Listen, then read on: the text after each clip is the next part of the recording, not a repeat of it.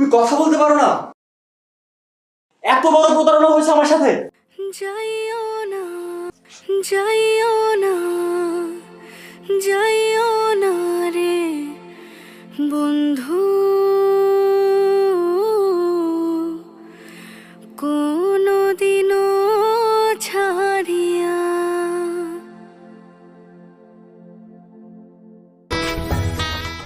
জানো কে, আজ মনে হচ্ছে আমি আমার জীবনের পূর্ণতা পেয়েছি। আরে সবকিছুই হয়েছে তোমার জন্য। ও তুমি তো আবার অপরিচিত কারোর সাথে কথা বলে না।